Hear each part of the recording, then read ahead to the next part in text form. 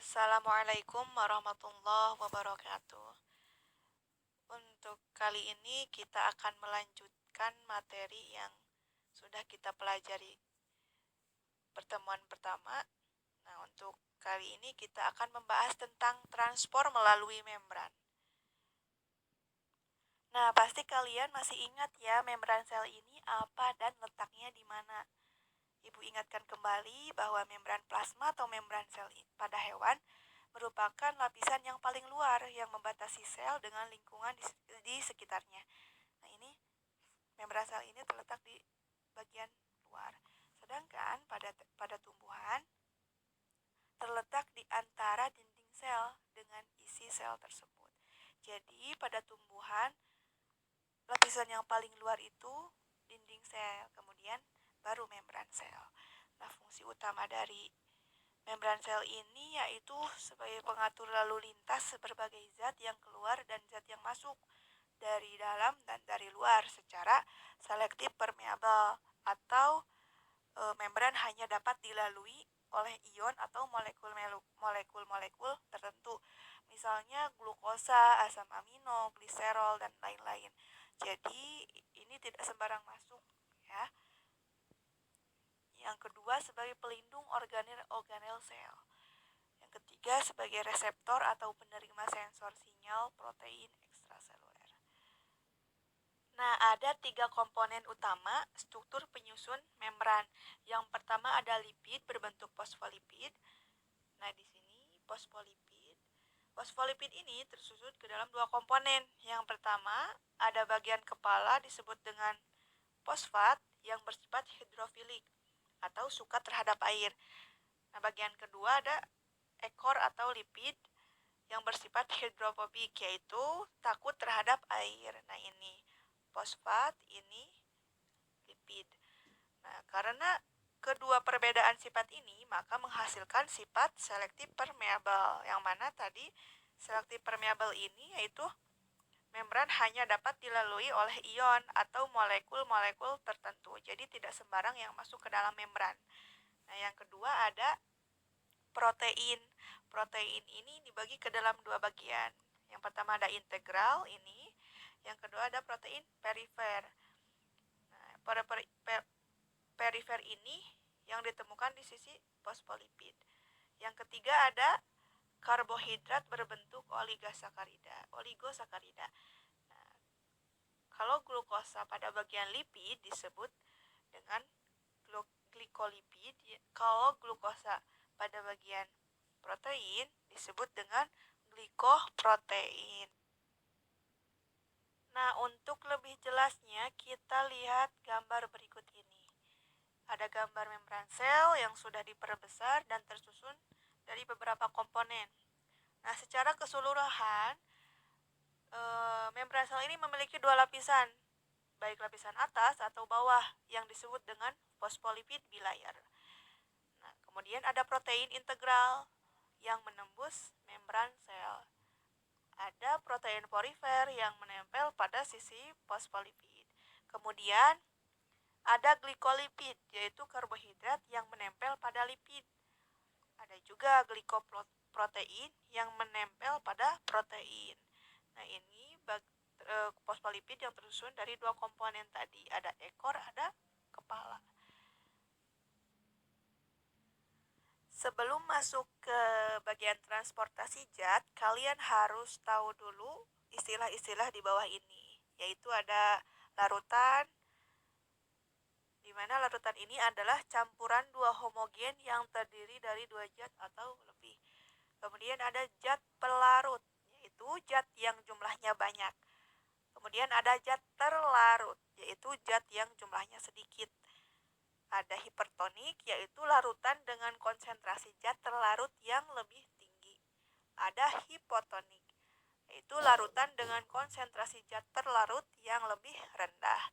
Ada isotonik, yaitu larutan-larutan dengan konsentrasi yang sama. Jadi kalian harus tahu dulu ya istilah-istilah ini. Nah, di dalam membran sel terdapat 2 transportasi zat. Yang pertama ada transport aktif, yang kedua ada transport pasif. Transport aktif ini adalah transportasi yang membutuhkan energi, di mana transport aktif ini terbagi ke dalam beberapa bagian. Yang pertama ada endositosis, yang kedua ada eksositosis, yang ketiga ada kotransport dan pompa ion.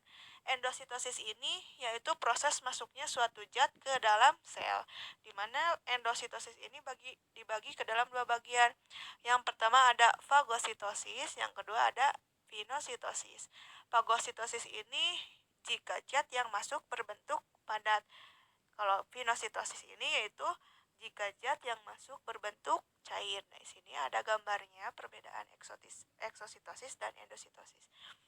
Pada eksositosis mirip dengan endositosis, tetapi arahnya berlawanan. Eksositosis ini terjadi apabila vakuola di dalam sitoplasma berfusi dengan membran plasma. Kemudian, isinya dikeluarkan ke cairan ekstraseluler. Beberapa hasil metabolisme seperti asam amino atau glukosa akan melintasi membran, masuk ke dalam sitosol.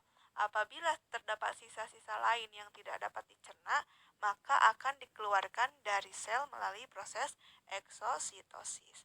Nah, kalau kontraspor dan pompa ion ini adalah transport ion melalui membran. Nah, di sini ada gambar proses fagositosis dan pinositosis, di mana fagositosis ini berasal dari kata fago yang artinya makan, karena menunjukkan seolah-olah sel sedang makan ya. Kalau pinositosis berasal dari kata pinos yang artinya minum, karena seolah-olah menunjukkan sel sedang minum. Fagositosis dan pinositosis ini merupakan cara lain agar suatu zat dapat keluar masuk sel tanpa menembus membran plasma.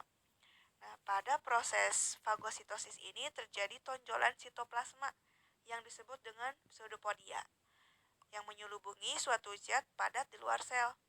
Pada suatu zat tersebut akan terbentuk membran yang terlepas dari membran plasma berbentuk suatu kantong yang disebut dengan fagositik vakuola. Berbeda dengan fagositosis, pada proses pinositosis tidak terbentuk tonjolan protoplasma, tetapi ada cairan seolah-olah tertarik oleh membran.